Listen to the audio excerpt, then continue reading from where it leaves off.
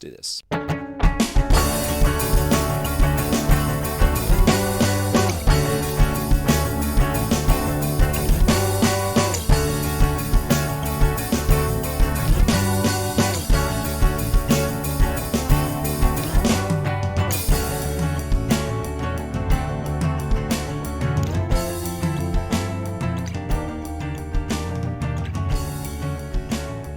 And welcome to another episode of Podcast, the Movie, the Podcast.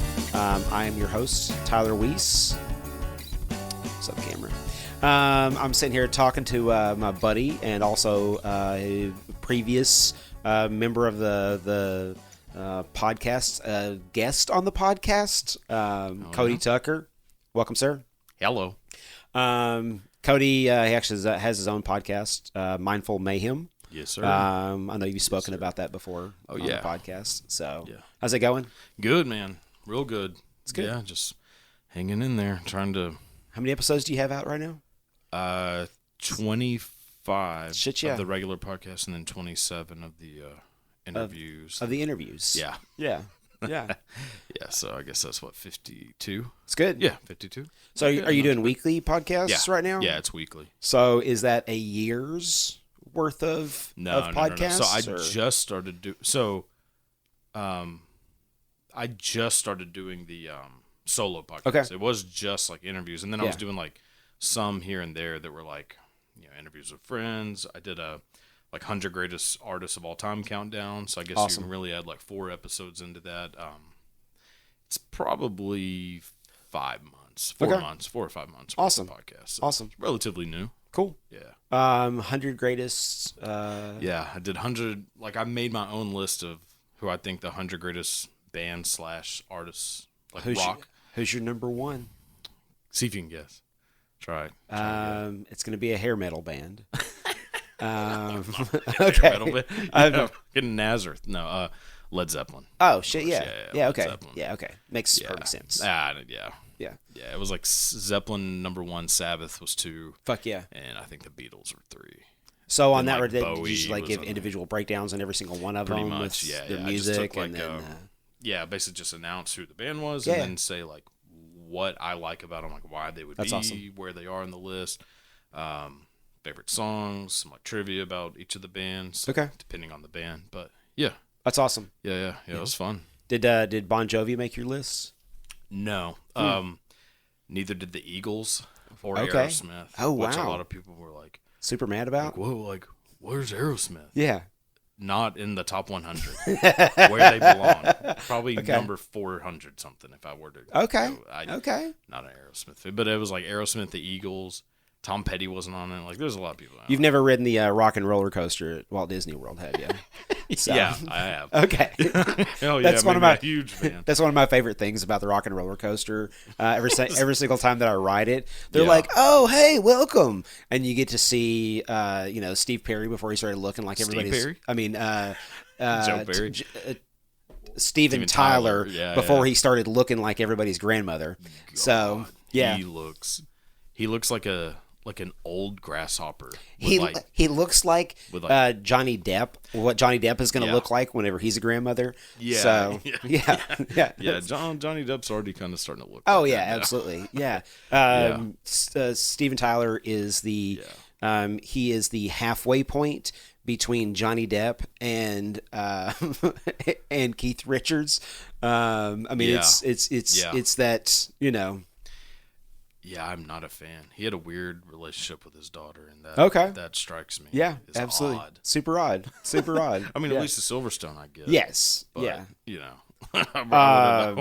Liv Tyler's fucking. She's a badass though, man. Sure. Yeah. I mean, if you're a dad, you might want to say, well, hey, you be the bartonder in this video, not the stripper.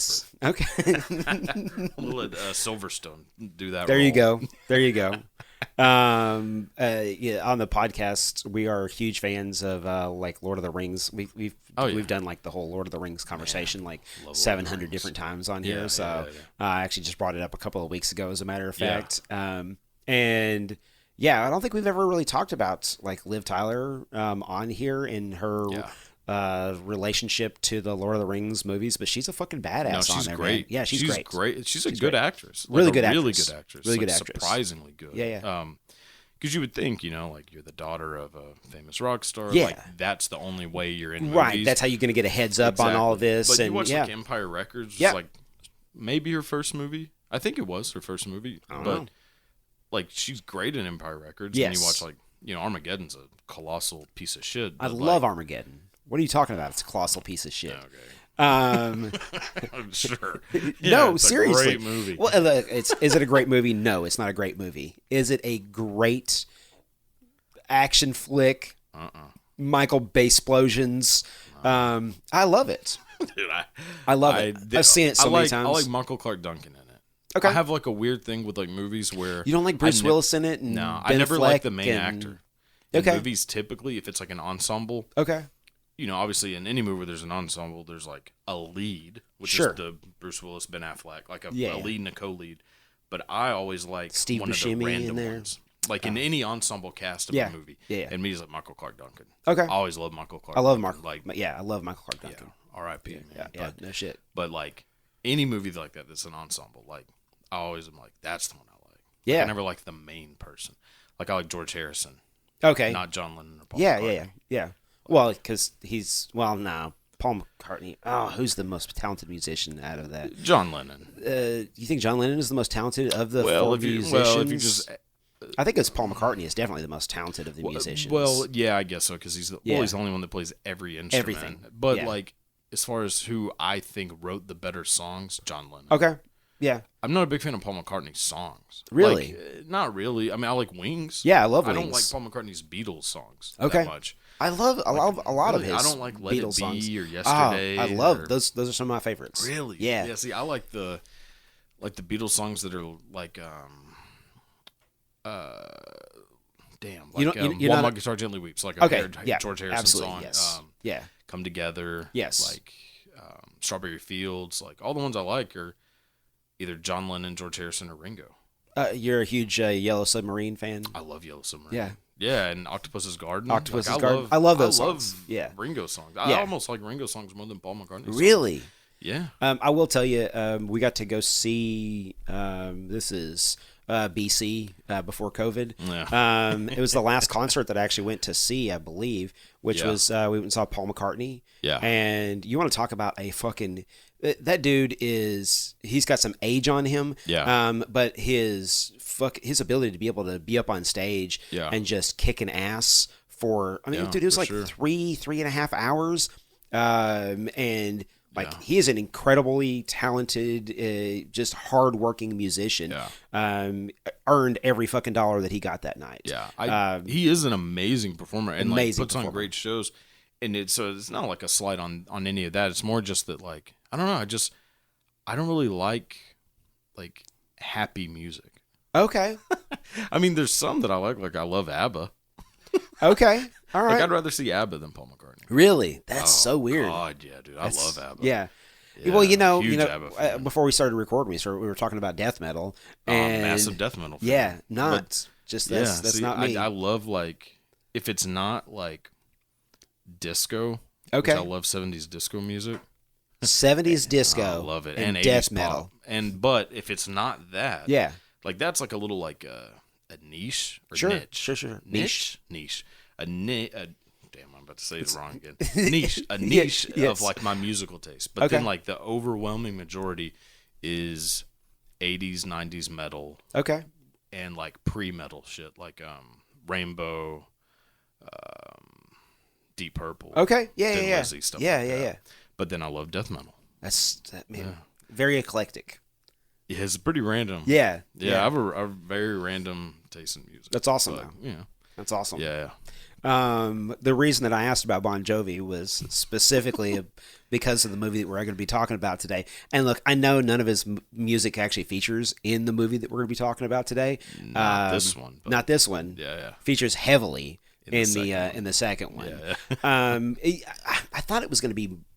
In going back and watching, I mean, obviously we're talking about Young Guns. Oh, yeah. So, in going back and watching through over the last 2 days, I've watched Young Guns 2. I know you watched Young Guns again this morning, as well as last night. Oh, yeah. So yeah, you're kind of the impetus behind this Young Guns podcast. As we were talking, and you were like, I was like, hey, what movie do you want to be able to do next? And you were like, fuck yeah, let's do a Young Guns podcast. And I'm like, I'm down, because I remember loving this movie. Oh yeah, I remember as a kid, growing up with this movie and loving this movie, and then it's probably legit. It's probably been 10 years at a minimum since the last time that I saw Young Guns, really? Other than maybe catching bits and pieces of it on TNT or some shit like that, flipping through the channels CMT. Throughout the years. CMT, absolutely. Yeah.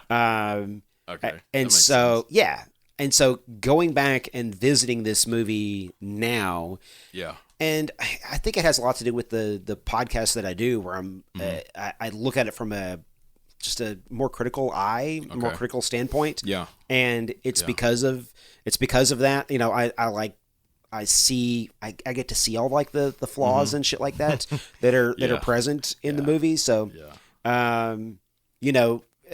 just let's put everything out on the table as it is. So Young Guns came out in 1988. So, it did not come out to crazy fanfare or anything like that. It had that's surprising to I was reading that the review, and it is surprising to me that it wasn't a massive success because of the names because of the names, and that being kind of the peak of Brat Pack, which I don't know if you call it a Brat Pack movie. I mean, trust me, they do. It was sold as a Brat Pack movie. Brat Pack Goes West. Correct. It was a Brat Pack Western. Is exactly what it was. So you would think it would be just massive, but it really wasn't. It was not. It was not. It ended up. I mean, it got mixed reviews. Just didn't. It made its money back at the box office. I shouldn't say just made its money back. It made way more than what they actually spent on the movie. Do you know what the budget was on the movie? Did you look it up? No, I'm gonna take a guess. You had to guess. Guess what the budget is on the movie. $28 million. You're way overshooting it, actually. Am I really? Yeah. Okay. Yeah. $11 million budget. Really? Yeah. Yeah, I mean, all those westerns are just recycling the same props and Correct. shit, so I can see that. But I just figured actors alone. Yeah, man. So that's what really shocked me about it, is the fact that it was done by Vestron Pictures. Yeah. Which is Morgan Creek Productions. It was done by Morgan Creek Productions. It was done internationally by Vestron and distributed in North America by 20th Century Fox. So, worldwide, what it made in the box office, have your guess. I was 23 million. Actually, it made a lot more than that. Really? Yeah, it made $56 million worldwide. That's not that bad. It's not that bad. Yeah, but nobody was watching that shit outside the U.S. So, well, I'm certain that it's maybe in France or Spain or someplace like that. Yeah, maybe, I guess. I mean, look, it does have a crazy all-star cast. Emilio is technically, his last name is pronounced Estevez, but everybody calls him Estevez. Right. So Emilio Estevez, Kiefer Sutherland, Lou Diamond Phillips, Charlie Sheen, Dermot Mulroney, Carlos Estevez. Casey, what? Carlos Estevez, which is Charlie Sheen, absolutely. From their father, which is Ramon Estevez. Correct, absolutely. So Casey Siemaszko. Yes, I can never pronounce his name. Yeah. Not only that, man, but you also have Jack Palance in it, and just Terry O'Quinn. Terry O'Quinn. Terrence Stamp's in it. Terrence Stamp is amazing in this I movie. mean, it has a very it's got a pretty stacked fucking cast. Oh yeah, just all the way through. Yeah, and Jack Palance is great. Oh, too. I know. Jack Palance is great. Have you ever seen Shane? Yes, of course. He's like the Western version of Robert Shaw. Yes, he's I actually have Jack Palance's his IMDb pulled up right now.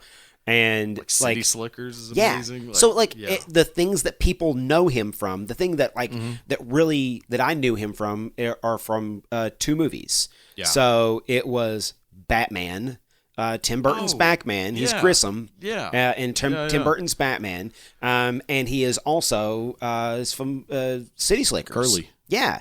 So you get to see, and he ended up winning the Oscar, Best Supporting Actor, for and got up there and did one-handed push-ups and shit like that. So these are the things that like Jack Palance is known for. So like as a kid growing up, that's what I knew him from. Right. And going back and looking at this movie now, like he is Jack Palance in it the fuck up, all the way to the max, and with the Irish accent, and he does a great Irish accent, because usually movies, the actors go one of two ways. They go like goddamn full Lucky Charms, or they go like what a real Irish accent, which it's kind of subtle. Yes, and it's like almost Scottish, almost British. If you watch, like when you watch Gangs of New York, there's a lot of that's actually present inside of Gangs of New York. And there was another one that I was thinking of where they do really good Irish accents. Damn, Snatch. Oh yeah, well, Snatch is like it's British and Gypsy, I guess. It's like they're that version. But but like those are like the subtle, like realistic Irish accents. Correct. Not the Lucky Charms. Like, correct. That. But like Jack Palance is real subtle. Super and sometimes you're like, oh yeah, he is speaking with an Irish accent. Yes. Yeah. Jack Palance is amazing, man. Oh yeah, he is. He's a fucking. I mean, look, just in life, he's a badass. And his acting credits and everything like that he had, he was a badass actor. He's got 127 different acting credits, all going all the way back to his very first one was in 1949. So that's how long that dude had actually been acting, 1949 to 2004. And just was that when he died? 2004? Yeah. So no, died in 2006, but his last movie that he did was in 2004. Okay. So just a crazy fucking eclectic career. But let's get back to the Brat Pack, if we shall. Yeah. So Emilio, Kiefer, Lou Diamond Phillips, and Charlie Sheen. So those are your and Dermot Mulroney, but Dermot Mulroney's character is so weird throughout the entire thing. I was noticing this too because I was watching this movie now. Yeah. I guess a little backstory. Like the only main reason I picked it is because we did Jurassic Park last time, which is the movie I've seen the most times. Correct. So I was thinking, what's the movie I've seen the second most times? Okay. Young Guns. Okay. At least 150, maybe 200. Okay. And I've never watched it like critically. I've only watched it being like, oh, this movie's fucking great. Yes. And this time I was like, okay, I want to think of like things that are maybe I haven't noticed before. Sure. Blah, blah, blah. Dermot Mulroney is so fucking strange in this so movie. Strange. And I never realized it. There's a scene whenever he is over Kiefer Sutherland's shoulder and he is packing the chewing tobacco into his mouth. And after the first two handfuls, I'm like, that's all of the chewing tobacco he's going to put in his mouth. Nope. No, dude, he goes in for three more. And it's so much. It's like Jesse Ventura and Predator. Yes. Oh, it's so much more. But it's like that same thing of like I've seen people chew tobacco my entire life. Never. It's never pouring out of someone's mouth or has that damn like where it looks like a butthole in the side of your face. It looked like he has this giant tumor growing, and his teeth are the brownest yellow. Oh my god! He looks like me when I'm eating like Carl's Jr. Yeah, okay, like that's the face I'm making. Is like Dirty Steve. like we're in the spirit world. Yes, absolutely. Yeah. But yeah, it was just a very weird character. Weird character choices. Super racist too. Super. But okay, I do like the way that like they handle it, like in the sense that like there was probably thousands of people that were Dirty Steves. Sure. But like he ends up being like a friend with Lou Diamond Phillips. Yes. You know, like there's that time where he's like, there are many nights, my friend, where I held a blade to your throat. I'm glad that I never killed you, Steve. Yeah. And he's like, they have like the little friend moment. You're like, oh, okay, like this is kind of a back and forth sort of thing. But like, man, I really like his character.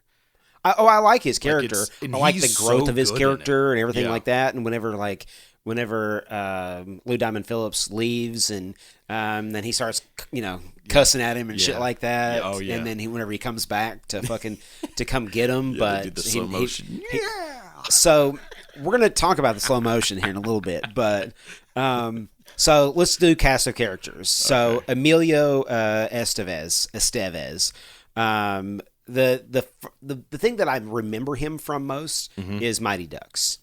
So, really? So Young Guns 2, obviously, but man, just everything that he did through the Mighty Ducks franchise, everything that. That's kind of as a kid, kind of growing up in that time, or was I a kid or was I an adult when Mighty Ducks? An adult, probably. When did it come out? 91. Yes, the first one. Yeah. But everything from like Breakfast Club, St. Elmo's Fire, everything like that. I mean, those are the those Men at Work. Men at Work. Men at Work is actually a really, really good movie. It's a good movie. Yeah. But his portrayal of Billy the Kid in Young Guns 2, right? I mean, it's iconic. It's iconic roles, for sure. And he looks like now. Yeah. He looks so much like his dad. I know. It is insane how much he looks like Ramon. Yes. Yeah, he looks just like Martin Sheen. It's exactly like Martin Sheen. Yeah. And Charlie Sheen has his voice. Yes. So it's weird how that shit because Charlie Sheen sounds like Martin Sheen. Especially when you watch Wall Street. Oh, I know. Charlie Sheen has his young man voice, but Martin Sheen's voice in that, you're adding that how Charlie Sheen sounds now is Martin Sheen in Wall Street. Yeah. So I was going through all the different characters. So Emilio, Charlie Sheen. So you would talk about the two brothers. I love it when siblings or parents are in movies with their kids. Yes. Well, not only that, but the fucking career that Charlie Sheen has had. You want to talk about from just movies to being the number one lead on it was the most watched television show in the world for several years running. Oh yeah. Until he decided he was going to blow that shit up. Yeah. Man, watch his career throughout the years has been tremendous. It really has been. And this is peak. Charlie Sheen. This has got to be weird the peak of his career. That really. He kind of takes the back seat to Emilio in this. Yeah. Because, I mean, Emilio was nowhere near the movie star at the time that Charlie Sheen was during the making of this. Yeah. When did Wall Street come out? 87? Hold on. I got that info right in front of me right now. So where he would have, because if you're because he was in Platoon, but So Platoon was actually 86. Yeah, it was 86 and Wall Street was 87. Wall Street was 87, and then this was 88. Right. So 3 years in a row. Yeah. And then he does Major League the next year. Okay. And I mean, fucking Navy SEALs and man.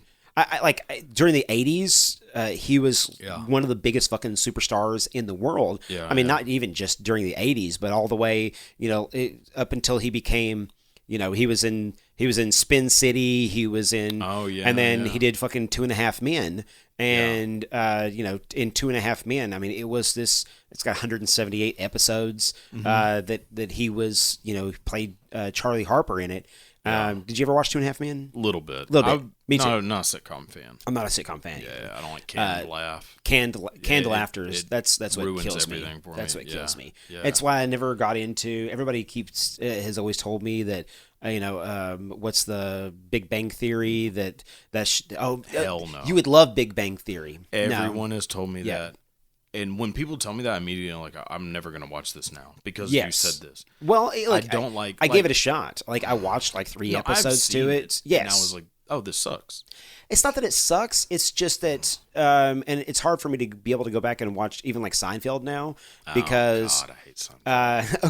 Okay. I loved Seinfeld whenever it was on. Yeah. But going back and trying to watch it, and it's the canned laughter, even though it's filmed in front of a live studio audience and everything like that. It's the laugh track when there's laughter that is it's recorded specifically to be able to kind of give you cues on whenever you're supposed to laugh. Yeah, it bothers the shit out of me. The only one that I can handle is That 70s Show. Okay. It's subtle-ish. Okay. And it fits the scene. Like it's. I haven't that 70s show's not revisited bad. that 70s show it's enough to be able to go back and I'll catch clips of it and stuff like that. Yeah. So yeah. But yeah, man, Charlie Sheen just being a fucking incredibly huge A-list actor at the time that this movie was released, and he plays such a. I mean, it's not it's not as small as some of the other guys that are in here, but I mean, fucking Kiefer Sutherland has a bigger role than he does, and Emilio Phillips has a bigger role. Lou Diamond Phillips has a bigger role than Charlie he does. Sheen is the only one that doesn't make it to the end. Correct. Spoiler alert, but if you're dropping a fucking spoiler alert on a 35-year-old movie, we're way past spoiler but he's alert. the only one who doesn't make it to the end. So that's unless you count Jeffrey Blake, who plays McCluskey. Sniff out in the beginning as the spy. Yes, or I mean, technically, if you count the ones that coming out of the burning house. Was that? Wait, we're talking coming out of the burning house. Yeah. Young Guns? Am I talking Young Guns too? I think you might be talking about Young Guns too. In Young Guns, the house is burning at the end. That's what I'm talking about. Yeah. But it still does. I should say, out. Yes, they all come out. Yeah. But they don't. Like Dirty Steve doesn't make it, and everything like that. So yeah. Charlie Baldry. Yeah. So the two actors I really want to focus on though are Kiefer Sutherland and Lou Diamond Phillips. Thank God. So Kiefer Sutherland has always been a not a hero of mine, but like whenever so my thing that I know him from is Stand By Me. So he plays Ace in Stand By Me with Casey Samasco. Oh shit, that's right. He is also in there. He's, yeah. Fucking Chris Chambers. Yes, brother. absolutely. Oh man, he's either that one or he's one of the other guys in the gang. I think he is he's one the of guy in the gang who's like, I don't think we should do this. Yeah. He's that guy. Absolutely. Yeah. You know what? I never even made that connection until right now. Yeah. So, you're welcome. thank you. So, but like Kiefer Sutherland, his career to me, like I've always been a huge fan of his. Me too. And especially Lost Boys. Lost Boys is absolutely fucking Lost Boys. We've already covered it on this podcast before. So, that was a good one. And even like 24. 24 was this crazy, like thinking outside the box kind of TV show where every minute was actually a minute and every hour was actually an hour, and the whole film, I mean, the whole series was 24 hours. So and they got a lot of shit done in 24 hours. I don't know if you ever watched the show, but they got a little bit. I shit ton done like, over the course of 24 hours. I never got like super into it. It was hard for me to get into like TV shows. Okay. I could just binge watch movies all day, but like TV shows, now it's way easier to kind of get into TV shows because of for sure. They're just basically like a 7.5 hour, 10-hour long movie. Well, by the time I even found out about 24, I was so far behind that I was like, it's too late.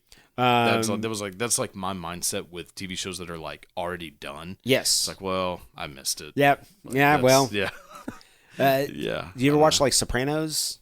Yeah, but I watched a lot of The Sopranos when it was on. Okay. Like as a little kid. Yeah. Yeah. We've talked about you and your introduction to movies and how you damn sure shouldn't have been introduced to movies at the age that you were. So I used to watch Sopranos a lot as a kid. Oh yeah. So I didn't fully miss it. I missed episodes. Okay. But I didn't miss like a whole series. Gotcha. And like I did with 24. 24 I just never watched when it was on. Did you watch like Breaking Bad? I started watching Breaking Bad during the second season. Okay. I mean, I went back and watched the first one before, so I still caught it. I gotcha. I was wanting to make sure that I hated it, but you. I hated Breaking Bad. Oh man, that's such a hot take. We're not even going to go there on this episode right now. I got too much to be able to cover here. That's an episode unto its own. Okay. So. But Kiefer Sutherland, just watching his career and watching him, even what's the TV show where he is the Designated Survivor. Yes, Designated Survivor. That's you want to talk about a fucking crazy show. It's actually a really good show. He was good in Flatliners. Yeah, Flatliners, man. Yeah. So and he was actually in the Flatliners remake as well. He did that. What's the movie with Ethan Hawke and Angelina Jolie, Taking Lives? Where he's the bad guy? Isn't he the bad guy in Taking Lives? Or the guy that they think is the bad guy in Taking Lives? Yes. No. Yeah. He is. What I'm Yeah, talking yeah. about? Yeah. Absolutely. Yeah. Absolutely. That's a great movie too. That's a great movie. Yeah. And he's had some crazy movies over the years. Yeah. One of my favorite movies, which damn sure shouldn't be one of my favorite movies, that he is actually in, is a movie called Melancholia. It's a Lars von Trier film with Kirsten Dunst. Yeah. If you ever want to, want to see what a visual representation of being depressed is, sit down and watch Melancholia. Or every Lars von Trier movie. Every Lars von Trier, or Lars von Trier, who plays in the realm of depression and pain. Those are kind of the two worlds that he plays around in. Yeah. But so he is, like I said, he's had a incredible career that I've followed. And the other one, with Reese Witherspoon, where she's not Lost Highway. Oh shit! Oh What's the name of that movie? Not Traffic. Damn it! See, now you're gonna make me look it's shit like up. Highway, Lost Highway. It's not Lost Highway, but it's No. something like that. Freeway. Is that what it's called? Yeah. Oh yeah, sure is. Freeway. Yep. Yeah, like that's a great movie. Yes, that's a great movie. Kiefer Sutherland's underrated. Yeah, he's really definitely a very underrated actor. Yeah. Which is going to lead me to somebody that I don't really think is underrated, but was very integral to my movie watching development as a kid, which is Lou Diamond Phillips. Oh yeah. So Lou Diamond Phillips, for me, who Lou Diamond Phillips is Richie Valens. Okay. So La Bamba. Right. I've probably seen La Bamba as many times as you've seen Young Guns. Really? Oh yeah, man. Really? You like La Bamba that much? Love La Bamba. Like growing up, it's a great movie. It's a great movie, and I haven't watched it. It's been a while since I've watched it, but it was his very first movie. Let's see. He was Stand in and Deliver. Yes, so Stand and Deliver. Right? So La Bamba came out, and then Stand and Deliver comes out, where he plays Angel in Stand and Deliver. Yeah. And then he immediately he's filming Stand and Deliver, and then does Stand and Deliver and Young Guns back to back. Oh, so God. legitimately, I think that was probably the height of Lou Diamond Phillips's career. Yeah. Was right there. He's in a show that's pretty popular right now. He is in Prodigal Son. Yeah. So and he was in Courage Under Fire. Courage Under Fire. Yeah. But he. he was a small part of Courage Under Fire. Correct. Yeah. But as far as his career, his portrayal of Richie Valens in La Bamba, legitimately that introduced me to Richie Valens music, and which kind of introduced me to the Big Bopper and Buddy Holly, and kind of just led me down that path. So I mean, it was an introduction to good movies. I say good movies. Like I said, I haven't gone back and watched it. I haven't seen La Bamba in a long time. It's been a long time since I've seen it. Yeah. But I mean, it is. It led me to good movies, and also incredible music too. Yeah. So yeah, for sure. Two paths down from the exact same thing. Yeah. So, like I said, I haven't really paid close attention to Lou Diamond Phillips' career over the years, but hasn't been much of one. I don't think he kind of he was sort of faded out, and did his own thing, because it wasn't even a thing of nobody wants to hire Lou Diamond Phillips. It was he just kind of stopped doing stuff. I was reading. I don't think that he did, because he was in a shit ton of things along the way. It's just that they never kind of hit the level that the height of his career was at. From the beginning. The thing that he's most known for after making Young Guns 2 is Courage Under Fire, and I kind of just lost him until very recently, whenever I started watching Prodigal Son. So, yeah. So earlier when I was talking about Armageddon, how I never liked the two main people. I always like a specific person that's in the outlier cast.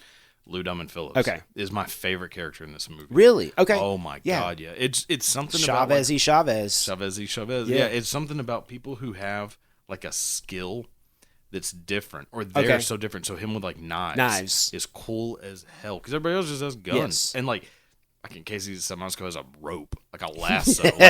When it's got a rope. Well, whenever Emilio Estevez is about to shoot that pig. Yes. Lou Diamond Phillips just doom, yes. 3 knives, and then Casey Musgrove throws his little lasso. Yeah. Like, I could have got you too. No, he couldn't have. Absolutely, like, he would have been shot. Like those knives, and yes. then like whenever they kill McCloskey and those 2 guys run off because they're about to escape, and he just chunks that knife, just wow, it gets him in the back, and he sticks the dude in the fucking the side of the neck. Yeah. But and he pulls it out and just wipes it on his neck. I was like, God damn, this dude is the coolest person. In this movie. Yeah. Like any ensemble movie like that, that's the kind of guy that I'm like, that's the cool guy. It's not Emilio that you're paying attention to. It's unless Lou I'm Diamond forced Phillips. to, but like because he is the main character. Correct. But like the guy that I'm like, oh, that's the coolest guy. Yeah. Is Lou Diamond Phillips. Okay. Like Michael Clark Duncan to me is the coolest guy in Armageddon. I got you. Yeah. So let's talk a minute about William H. Bonney, or how he's represented in the film. So Billy Henry the Kid. McCarty. So is Billy the Kid, is he a sociopath? I think that as much as this argument may not be valid, it was a different time. Okay. I don't think he was a sociopath. He murders many people and then just cackles with laughter. In the movie or in real life? In the movie. Oh, okay, yes. I'm talking about the way he's represented in the movie, not in real life. Okay, no. Yes. In the movie. Yes. Oh, yeah. He is portrayed as... Well, I don't know if it's a sociopath or... Because he wasn't killing people. He was killing people that killed Tunstall. Or they were part of that. So it's more of like a revenge... Yeah, but he had already killed people before he got to Tunstall. He did, but I don't know. And then he starts bragging about it. He does. And they were hacking on me. Yeah. That part's awesome. I love that part. But that's a good scene. Yeah. That's okay. Yeah, he probably is a sociopath. And there's the the ending is definitely a sociopathic behavior. Yeah, of course. Being like, we are going to die, and he's like, yeah, Charlie, like screaming like with his guns, like. The moment where he is like, whenever the army shows up, and he's like, oh, now I'm liking our odds. Yeah. He's a crazy person. He is. Yeah, They make him more. The moment whenever he goes to, he comes up behind the 3 guys, and he's doing the whole walking back behind them, and then he grabs his gun out of his belt, and then as soon as the dude turns, and then shoots him. Yeah. Yes, that's. And okay, my favorite scene in this entire movie. Is in the brothel. Okay. When Charlie's up there with it's actually his mom, but they cut that scene out of the movie. Oh, I didn't know that. That prostitute was a longer scene. Okay. And the reason he just wants to hold her is because in the end of that scene, he tells her, like, I'm Charlie Belcher, I'm your son, blah, blah, blah. Oh, wow, but then they cut it out because they were like, this is just too much of a backstory to get into. Yeah. So that's why he's like, I want to hold her, and he's like kind of crying. Like, and because he knows he's about to go die. So he's like, I got to go see my mom. Yeah, because they're about to head back into Lincoln. To Lincoln, exactly. Yeah. But while that's happening, that guy is bragging about how he's going to kill Billy the Kid. Yes. And Emilio Estevez is like going up to him. He's like, I'd sure like to hold the gun that's going to kill Billy the Kid. And he does the whole thing, takes the bullets out, hands it back to him. I love the way he hands him the gun back. And then he goes, that. Yeah. Oh, that's. But it's the part when he's like, sir, I would really like to know what he looks like, just in case I see him, so I can come back and tell you. And he's like, well, and he tells him all that shit. And he's like, he's a handsome fellow, blah blah blah. And then he looks in the mirror and he's like, I see him. And he does all that. And then he's like whistling the song, and then just pulls the gun out. And pow. Oh yeah. That part.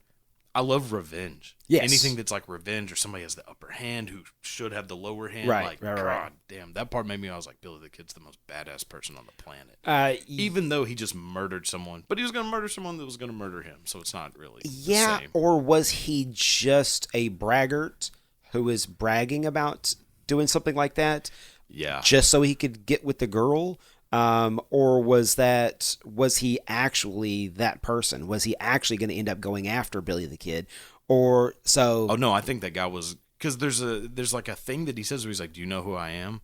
Like, as if like this guy is like known for doing this, or like known for being a badass. What is his character's name? I don't even know what his character's name was. They say he's from Texas. Texas Joe Grant. Yeah, Texas Joe Grant is his name. Yeah. Yeah. So they say he like hints that like, oh, I'm a known guy. Yes. And I do this shit on a daily basis. So I don't think it was a brag. I think it was both, really. Yeah, of course. Yeah. He was definitely bragging about he's talking to a the whole prostitute situation. about it. Yeah. So, like, he is bragging, but I think he was legitimately going to kill Billy the Kid. Or he was going to try to find Billy the Kid, and Billy the Kid was actually going to kill him. Yeah. That's probably what would have happened, but what ended up happening is, he accidentally found Billy the Kid, and then Billy the Kid decided he was just going to end his shit right then and there. So, God, dude, that part's so... And then they're all just sitting in there, like, in the bar, just watching it, and I'm like, oh my God, this dude's crazy. Whenever Billy starts talking to him, and you see everybody starts to pull their guns out, and then Kiefer puts his gun up on the table, and he's like, shit's about to go down. So but Billy the Kid, in my opinion, he is definitely a sociopath. 100%. Yes, in this movie, 100% a sociopath. In Young Guns 2, not so much. No, Young Guns 2 is a more like accurate version of Billy the Kid, even though it's the basis of the story is bullshit. The old man saying possibly, Billy the Kid. Possibly, they proved that it was so. In a you know what that all started from? It was actually on a episode of like Unsolved Mysteries, and so okay. So where this basically this lady was saying that. She knows the actual Billy the Kid, and then so absolutely, but that's kind of one of those things that that is it's a trope that's used multiple times because there is also like a Butch Cassidy and the Sundance Kid. There's also people that talk about watching Butch Cassidy, like how they actually escaped from Mexico and everything like that. Oh when they were in Belize, and they escaped from Belize after the shootout. Yeah. I think it was Belize, but like that. They ended up living the rest of their lives out and everything like that. So but so to go back to this movie, I really wanted to talk about Kiefer Sutherland and his character in it, Doc. Yeah. So. Doc just seems not right in the head. And really? The reason being his obsession with Yin, or as Jack Palance calls her, China. Yes. Or as Kiefer Sutherland calls her, China doll. Yes. Also kind of weird. Wow. Yeah. There's a lot that I didn't understand about like the relationship that he had, and the movie kept calling her a celestial being. Yes. Yeah. So I didn't know. Like I said, 150 whatever some odd times. I didn't know like any. I never really like caught on to what her story was until now. I was like, oh, they're saying that like. Her family were people that worked in like a laundromat, and they ruined his shirt. So basically, he took her as a payment. I was like, oh my God. Yeah. I never really caught on. Became his slave, concubine. Yeah, I had never really caught on to that's what does she call him? Benefactor. Yeah. That's right. Yeah, benefactor. Yeah. Wow. Yeah. That's a healthy fucking euphemism. Another way of just making him, bad guy. Yeah. They just bad guy the shit out of Jack Palance in that. But like Doc's relationship with Yin was just weird, man. They met each other like 3 times. Yeah. And then she's willing to like die with him in that house. In the house. It's like, I'm staying with you. Yes. Like, dude, the first time you met this guy, you ignored him until he screamed. Yes. Yes. Like, the top of his lungs. That part is weird. The part where he breaks into her room, and he's like aggressively grabbing her face, and then just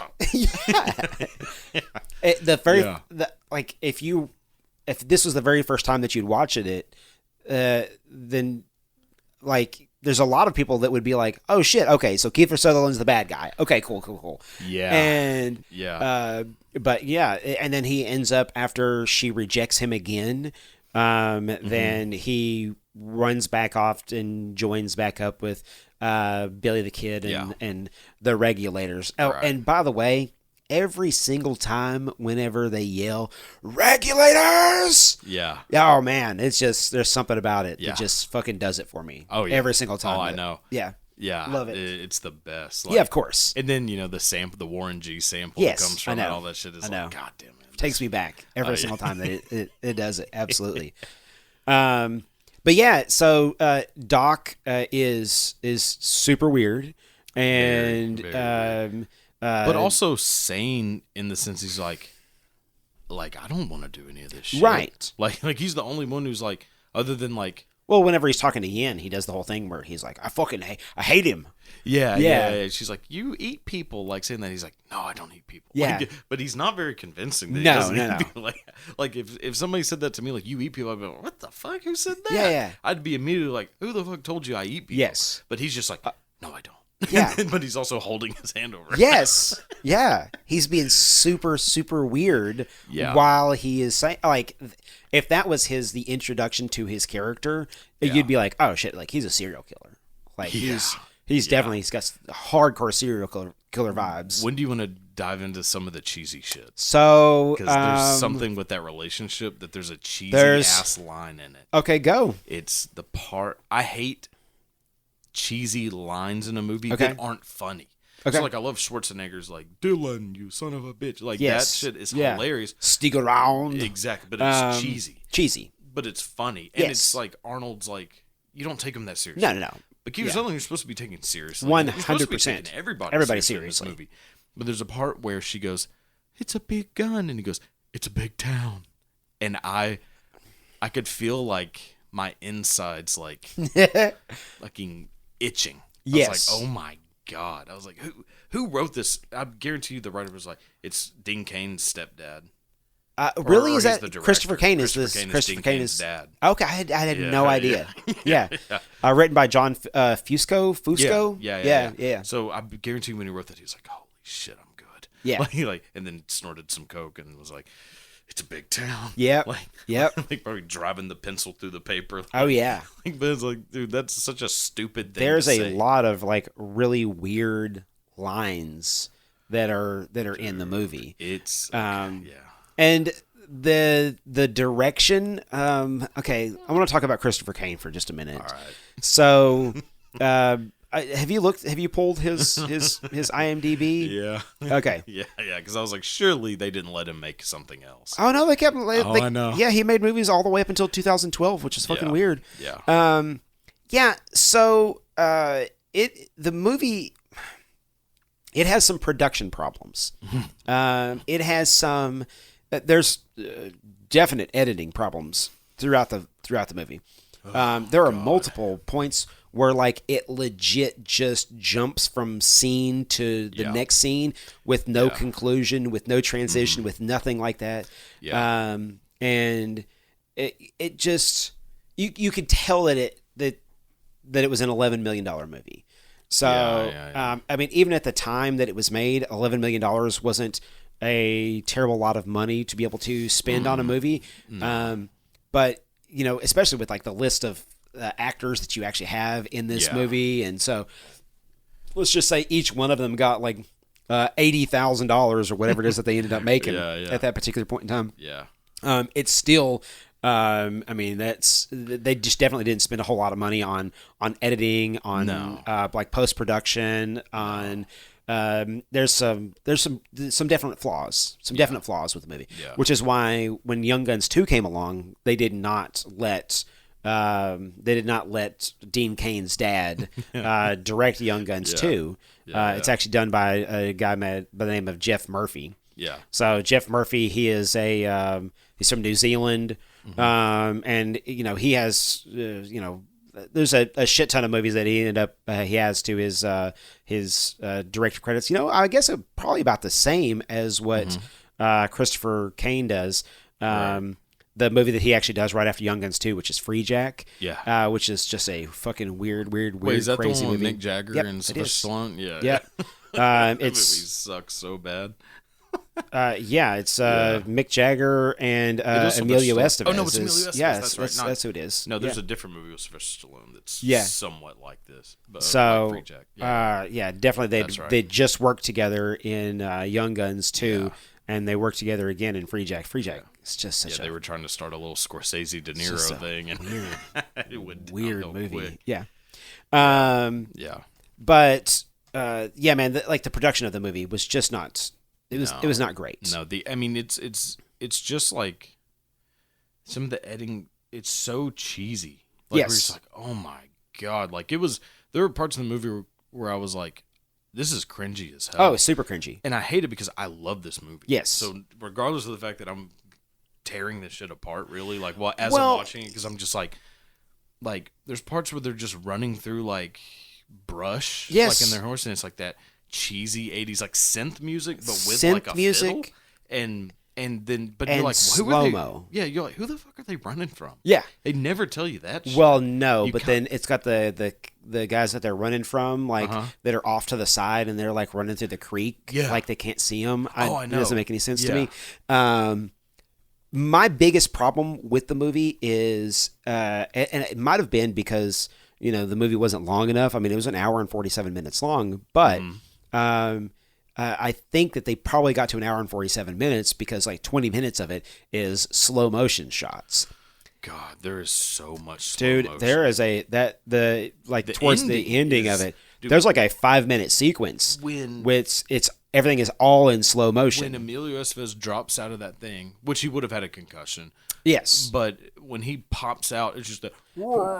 Yes. Like, from that moment. Oh, it drives me insane. Yes. I'm just like, don't do this. Or do slow motion, but I hate slow motion with lower voice. Like that. Like, no, just do slow motion and make it quiet. Hell, like it would have been a little bit better. Yeah, take out the sound. Like, yeah, exactly. Yes. You could have taken out that shit. But they were like, and then everyone is in slow motion. And every time someone shot, it's just, yeah. And then, like, but there are cool parts in it. Like, of course. Like, Charlie Bowdry, Casey Samasco, he does like a little callback to the you and I. Yes. He's like, no, it's you and I, when he's about to beat the shit out of that dude. Yep. But then he does that. He's like, Kenny, you bastard, and he goes like, it's you and I, and pulls his gun up and shoots him. Yep. They never really explained why he hates that guy so much. No idea, because he was chasing him down at one point. He's in like time. freaking the fuck out about like John Kenny. Yeah, it's like, who the fuck is this? No idea. And then he's like, it's Kenny. Like, yes, like I don't know what the hell they never explain why that guy's Zero. Like so like. Maybe that's one of its cut scenes that they never even went back and referenced again. Man, there's a lot. What about the peyote scene? Do you like the peyote scene? The peyote scene is not bad. I love it's it. Just that Billy the Kid over there just being he was being weird, and then Dirty Steve is over there shooting at Dirty Steve is the funniest person in that whole part. Oh yeah, because he just keeps jumping and shooting his gun, and he's like, but he's like doing what I would have been doing. Saying? Well, there's a part where he's like, I'm freaking out, like then he just shoots his gun. Oh yeah, and like Kiefer Sutherland's just over there like, I'm a butterfly.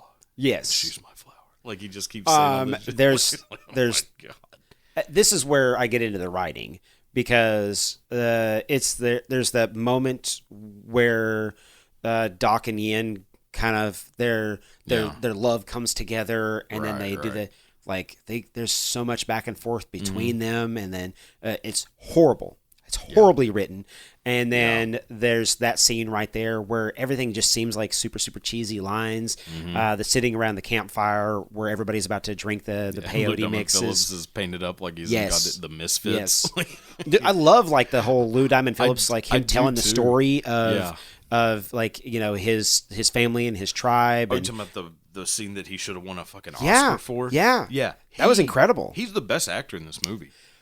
In the movie, yes. In the movie. Well, I mean, like, not just their overall career. I'm just talking about, like, if this movie. If you've heard that somebody won an Oscar, yes, it would be. You'd be like, and you had to guess who it was.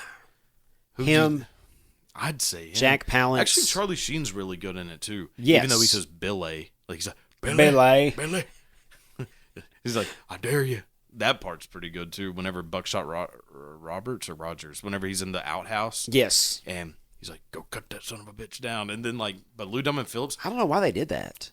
See, when Lou Diamond Phillips gets shot, he makes a sound that is like, because in a lot of movies, like when somebody gets shot, they're like they notice it 15 minutes later, like somebody's like, you got hit, and they're like, oh yeah, like, or you would feel that shit. Or Jesse the Body in Predator. Ain't got time to bleed. Yeah, yes. and then like Shane Black's like, okay, yeah, yeah. But like, or like Mel Gibson in Bird on a Wire. Yes. Like he gets shot and Goldie Hawn's like, you got shot, and he like doesn't know that he got shot in the ass. Yeah, but like Lou Diamond Phillips gets shot and makes this screams that is like, oh, they even on the really horse as he was going away, he is screaming. Well, no. I mean, in the scene. Well, no, there is that one too. But I mean, like the Buckshot Rogers scene where he's in the outhouse. Yeah.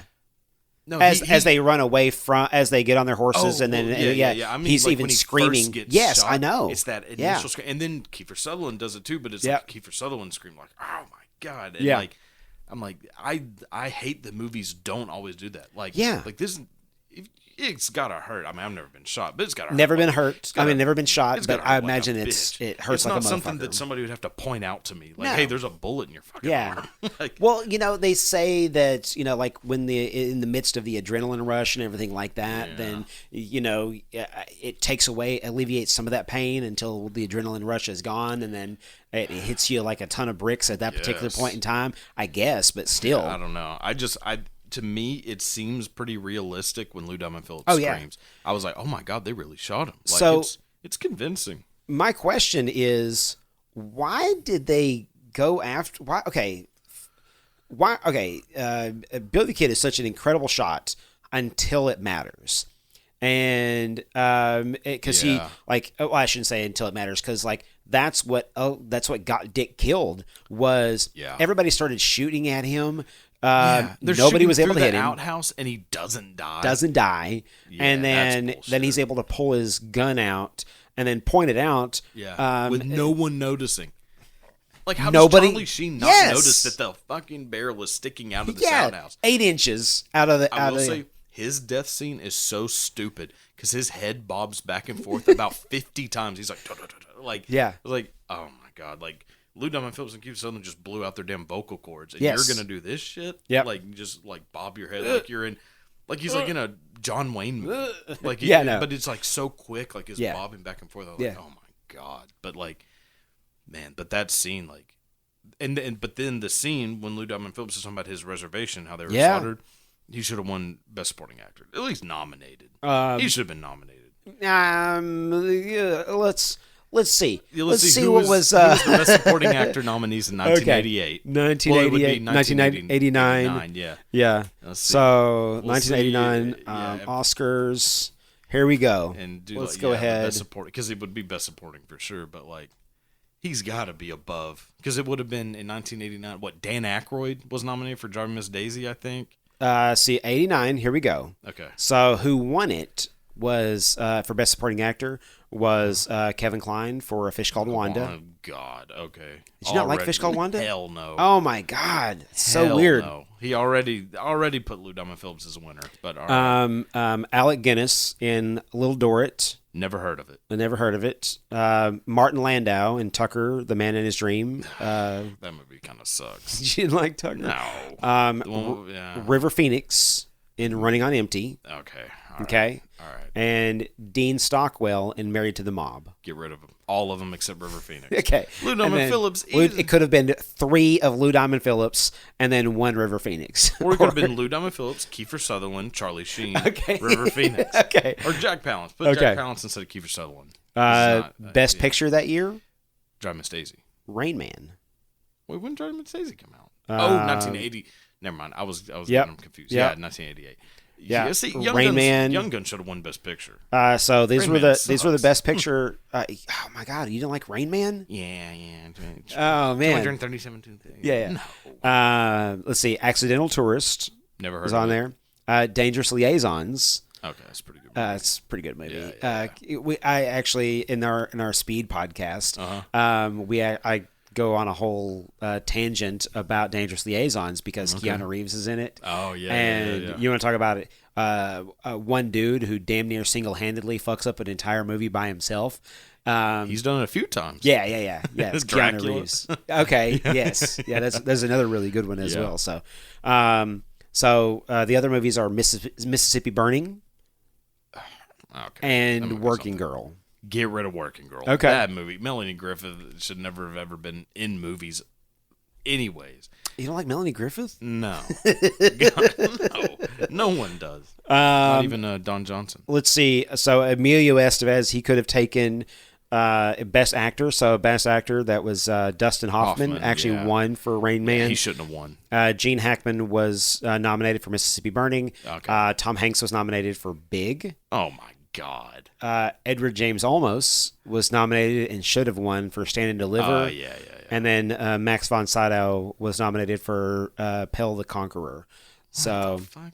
Yep. Okay. Yep. And see, this is one of the Oscars. Nobody's watching this shit anymore. Yeah, man. So there is a Young Gun should have swept the Oscars that year. They definitely shouldn't have swept the Oscars. God, that would have been the greatest thing ever. No. With its, you got fucking like, I don't know, like Laurence Olivier out there, and with its 14th win of the yes. Young Guns. What's hilarious about Young Guns is whenever you go and you like look at its reviews and ratings on Rotten Tomatoes, it's a 41% on Rotten Tomatoes. That's better than I thought, really. On IMDb, it's a 4.6 out of 10. Is it really? Yeah. It does not get. Oh man. No. It's a 6.9. It's a 6.9 out of 10 on IMDb. IMDb is always. Well, IMDb's better anyway. Rotten Tomatoes is a bunch of people that never even saw the damn movie. Yeah, well, I mean that's probably true as well. I think the whole rating system on movies is just fucking stupid. I mean, IMDb's about as close as you can get, I think, to be pretty accurate. A 6.9 is fair. I wouldn't put it. I wouldn't put it higher. I'd give it a 6. I'd give it a 6 out of 10. It has nothing to me. It has some good moments to it. It has some fun moments to it. Some very memorable moments, and that's it. But there, and that's it.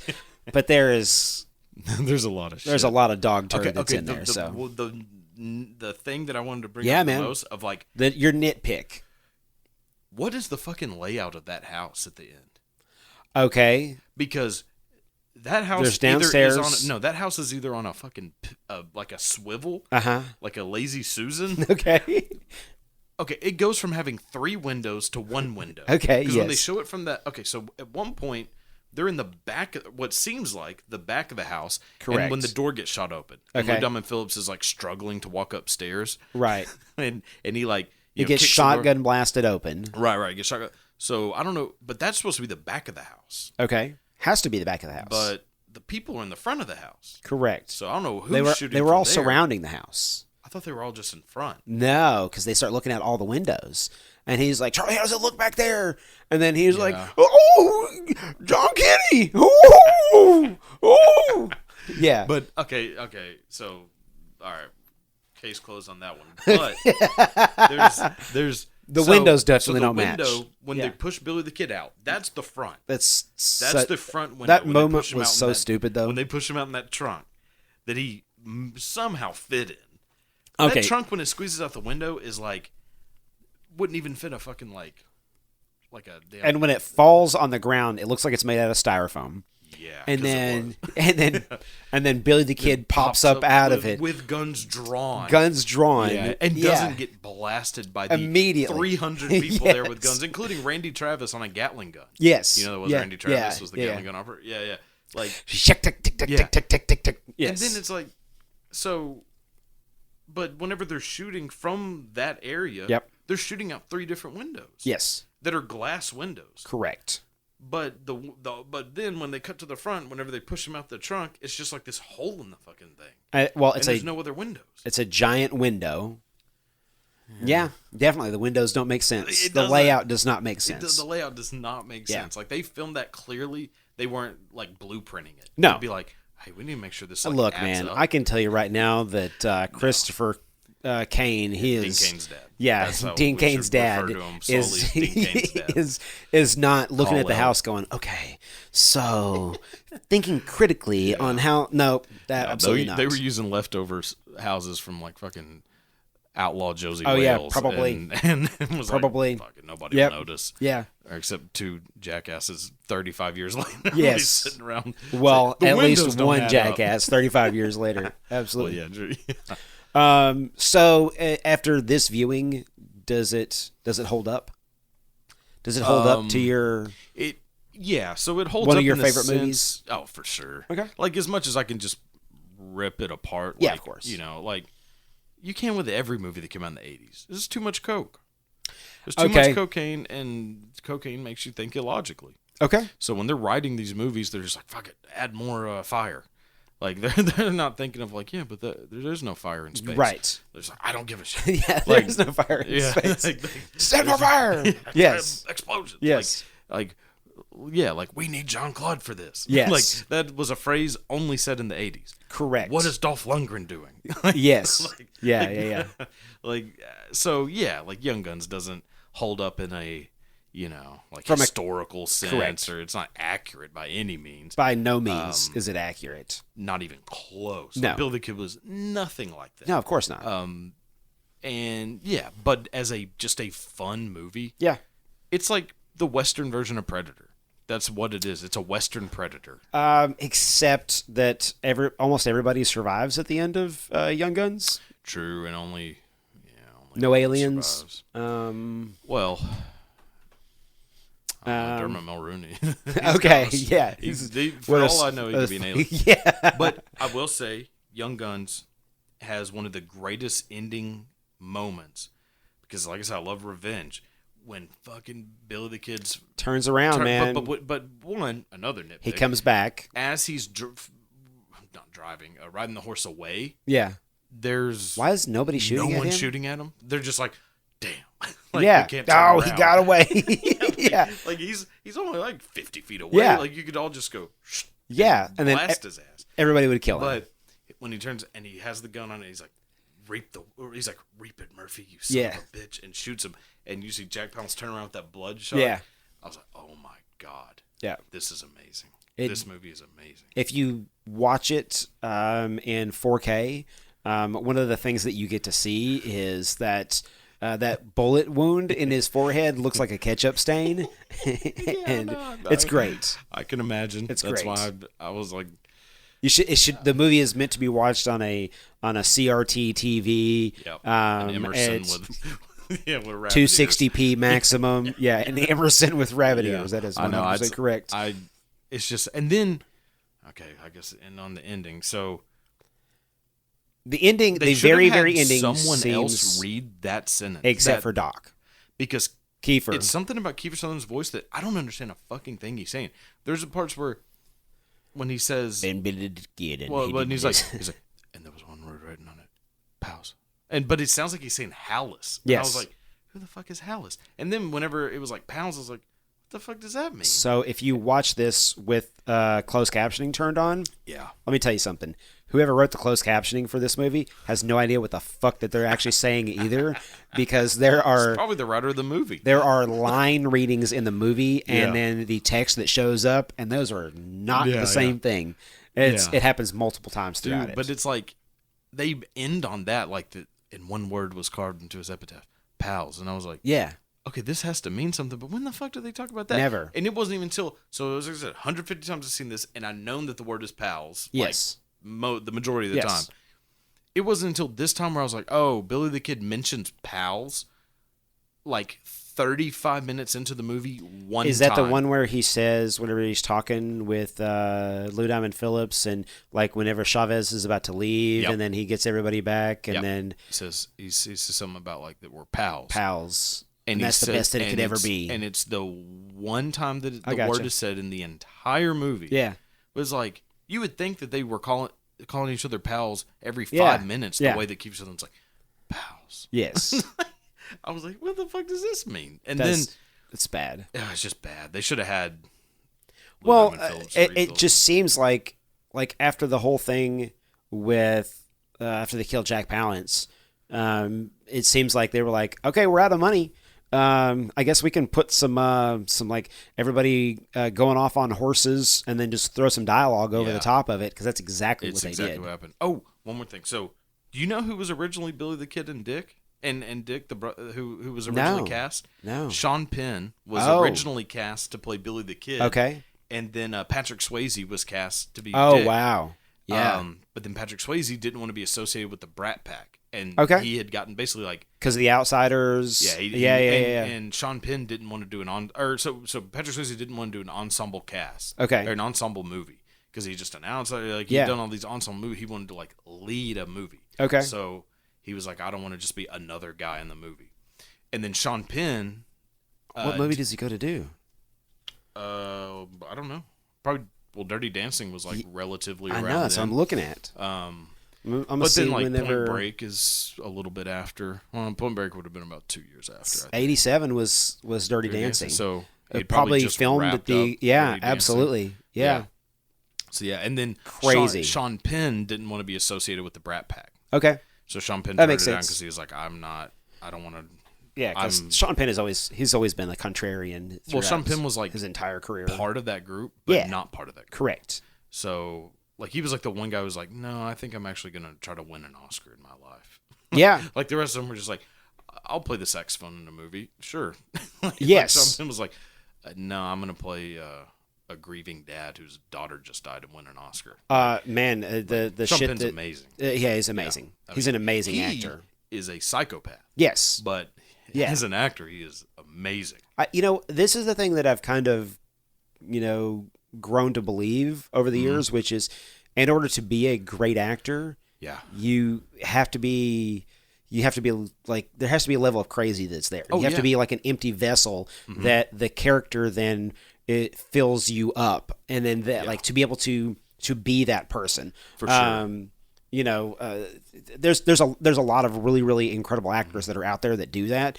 I think that there are a lot of incredible actors out there that don't necessarily have to have something like that. Yeah. But like Daniel Day-Lewis, whenever you see Daniel Day-Lewis in a movie, who is like widely considered to be like the greatest actor of like any generation, is one of those guys that just I imagine like what he's like in real life. Yeah. He's probably just batshit crazy. Yeah. Oh yeah, and it's so like to me, I think the greatest actor of the past 20 years is Joaquin Phoenix. Oh yeah.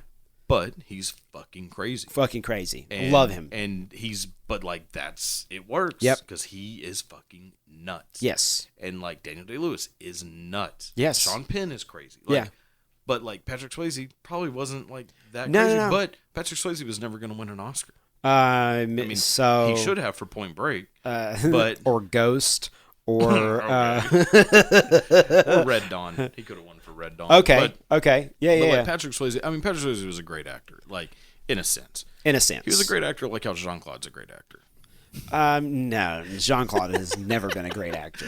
But like zero times has he ever been a great actor. But I just wonder, like, if those two were in the movie, how different is this movie? Yes. If those two I could are imagine, Billy the Kid and Dick Hadlin, I think this is we're something. like Billy the Kid, like Emilio's portrayal of Billy the Kid. But if Billy the Kid is Sean Penn, yes, it's completely different.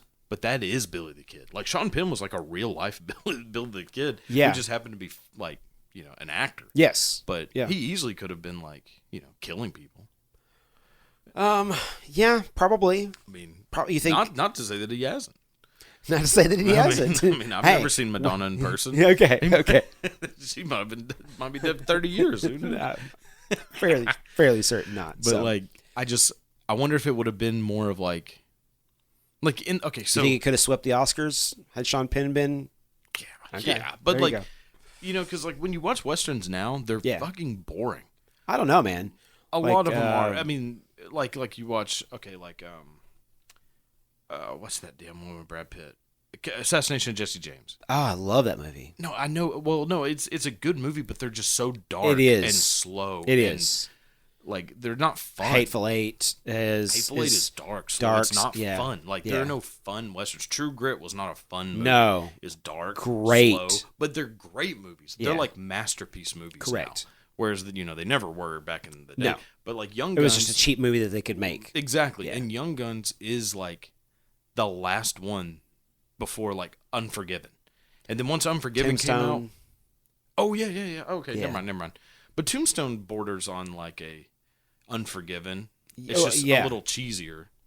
Tombstone is my favorite quote-unquote Western movie that's ever been made. Mine's Young Guns. Young Guns, yeah. It really is. Like, but I love that it's like a fun movie. Yeah, yes. And like, Billy the Kid was a piece of shit. Complete and utter piece of shit. It's a fun. I love westerns that are fun. There's a goddamn guitar solo in this movie. Yes, there is. The electric guitar didn't come out for another 150 years. It's like a damn guitar solo. Bon Jovi does the music in the second one. Yeah. Oh, you know, man. Best part of the second one, Christian Slater. Oh, hands down the best part of the second one. Yeah. If Christian Slater was in this movie, yes, this would be the greatest movie ever made. I think that like they just had a. I enjoyed the cast more in the second one than I did in the first one. Balthazar Getty. Alan Ruck is in it as well. Oh God, yeah, and William Peterson as fucking Pat Garrett instead of John Wayne's son. Yep, John Wayne's son plays him in the. Is that who that is? Patrick Wayne. Okay, it's John Wayne's son plays him in the first one. Yeah, I wasn't even aware of that. Yeah. But yeah, man, Young Guns 2 is good. Yeah, it's a good movie. It's just not as enjoyable to me to watch. It's boring. It's long. It's boring. It definitely doesn't have the same energy that the first one has. No, but you get the Bon Jovi soundtrack. Exactly, Blaze of Glory. Yeah, and for all for all the shitty editing, down. Yeah, man, it's fucking great. God, for all the like shitty editing in the first one, there's not a dull moment. No. Like, it's a pretty much, like, speedy... It moves itself along... It moves it fairly as steadily. You could for a Western, because Westerns are known for being slow. Yeah. And, like, it does... Because those old Clint Eastwood movies are some of the most mind-numbingly boring movies ever made. Yes. Good, Bad, and Ugly is, like, 4 hours. And there's, like... It's good, though, man. 10 minutes worth of shit in the movie. That movie okay. sucks. All those movies suck. Like, Clint Eastwood's... Those Westerns are not good, except for, like, High Plains Drifter. High Plains Drifters. But, like, all those other ones, for a few dollars more, they're just so slow. Yeah, there's a bunch of that. But, like, Young Guns is, like, Point Break level, like, fun. Action. Yeah, I agree. But it's a damn Western. Yep, I agree. And I love it. All-star cast. On Young Guns is amazing. And they need to fucking redo there you go. Redo it. You brought me back around, man. You brought me back around. Yeah, I was hating on it. I'm back in. I'm back in. It's an amazing. Just after this, if just anybody watch Young hasn't Guns seen again. it, fucking watch this movie, open-minded. Yes. Because if you watch it with this damn mentality that everybody has now, where it's like, oh my god, it's not fucking realistic. Yeah, you're gonna hate it, but you're gonna hate everything in life. I wish I still believed in Santa. Okay. Like, this movie is the Santa Claus of movies. Okay. Like, I wish movies were still like this. Yes. Movies have to be taken so seriously now. I like that.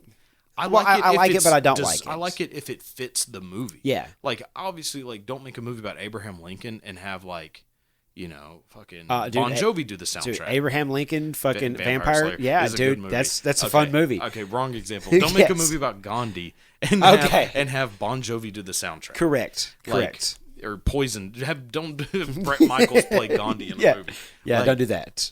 But if you're gonna make a movie about Billy the Kid, make it fun. Yeah, it is. It's fun. Like the Jesse James, the Brad Pitt one should have been like this. Yes, like it could have. Like, because Jesse James' story isn't this like crazy depressing story. I mean, yeah, he got shot in the head by his best friend at the end, but who doesn't? Like, that's I hope I don't. I don't know. Yeah, but I hope I make it. I can't predict the future. There you go. But like, I love movies that I'm like, I can just watch this and have fun. Predator's one of my favorite movies too, and yeah, it's kind of a bad movie. It's a bad movie, but it's fun. So much fun. It's so much fun. Jesse Ventura is in it, for God's sake. There's certain movies where you kind of just have to turn your brain off to be able to enjoy it. I'm like that with like the Fast and the Furious franchise. I'm like that with like pretty much most action movies that are out there. You kind of have to turn your brain off to be able to enjoy it. Point Break. I watched it just last week. Point Break is is another one that's one of my favorite movies. And it's a bad movie. I shouldn't say it's a bad movie. There are really, really bad moments in that movie that are mainly fueled by Keanu Reeves and Gary Busey. Well, right. Gary Busey, that's all you have to say is Gary Busey's in this movie. Yes. And it's not Buddy Holly's story. Definitely not Buddy Holly's story. That's the one where it's like, damn, Gary Busey was nominated for an Oscar. Yeah, absolutely. Which is a sentence you wouldn't think you'd ever say. That was before he decided he was going to take his motorcycle into a tree as fast as he possibly could. So, yeah, he's got absolutely. That Cosby eye. But like, like you watch Point Break and you're like, dude, this movie is fun. Yeah. Like Patrick Swayze, like I love movies where the actors in it are cool. Yes. Like, and I love movies where the bad guys are cool. Like, I don't necessarily root for the villain in real life, but in a movie, I want to root for the villain. Yeah. Because in real life, like, you have to root for a hero. Yeah, like, in real life, or yes. otherwise the terrorists win. If because the terrorists win. If in real life you were the guy who was rooting for Hannibal Lecter, right?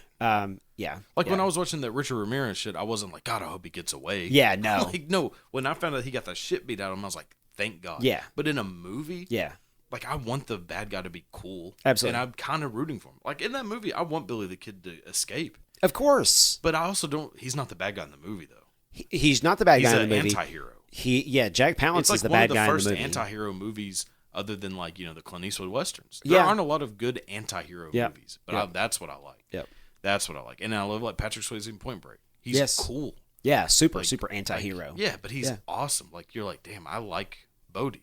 Oh, yeah, 100%. Like, I like him more than I like Keanu Reeves. Way more. And he's the hero of the movie, Keanu Reeves. Johnny Utah, all-star quarterback, Sugar Bowl. But, like, yes. I don't want him to win. I want Patrick Swayze to get away. Ride that final wave. Yeah. Yeah. Whenever he handcuffs him right there, and he's like, come on, man, I'm right yes, here. Like, yeah. God. Yeah. And Patrick Swayze's old philosophies, too, are just like, you know, like, this is it, Johnny. This is your one chance. Like, he's like, she really loves you, man. Well, like, really they have moments like like that throughout Young Guns as well. Exactly. It's about you know the moments that make up your life, and you know it's everything's a test. Everything's a test. Like, you got to test yourself. You got to test yourself every day, boy. You got to test yourself every day. Yep. If not, that's how you get. They get you. Absolutely. You get slow. And like that whole thing is. Those are the movies I like. Love it. I don't need to watch fucking Driving Miss Daisy. I don't give a fuck about that. I want to see Young Guns. You don't want to pull over on the side of the road so you can make water, Miss Daisy? God, I would rather shoot really myself in the Morgan foot Freeman. than watch fucking Miss Daisy. Like, Yes. I didn't watch Driving Miss Daisy. Yeah. Like, or any movie that's along those lines. Terms of Endearment. That movie may as well never have been made. But For you. oh, yeah, I mean, Yeah. I'm not worried about everybody else's shit. No. I'm worried about you. No, I want to watch Young Guns marathon on TBS. There you go. Young Guns 2, throw it in there. I'll watch it once. And then I'll watch Young Guns 3 more times. Young Guns 2, if you haven't seen it, you should watch it just so you can complete the double feature. The double feature. Yeah. Watch Young Guns though. It's an enjoyable watch, even though it's super flawed. Yep. So and watch it knowing that. Yep. Hell yeah. You want to plug your show, man? Yeah, man. So it's Mindful Mayhem, and you can find it anywhere: YouTube, Spotify. YouTube, I would definitely recommend more so you can see this nice, good to see your pretty face. On. Yeah. And you can follow me on Instagram, Twitter at Cody Tucker MN. Awesome. All socials. Awesome. Cool, dude. Yeah, this is awesome. Oh yeah. We have to do it again. Oh yeah. Absolutely. For sure. All right, guys. We'll see you later.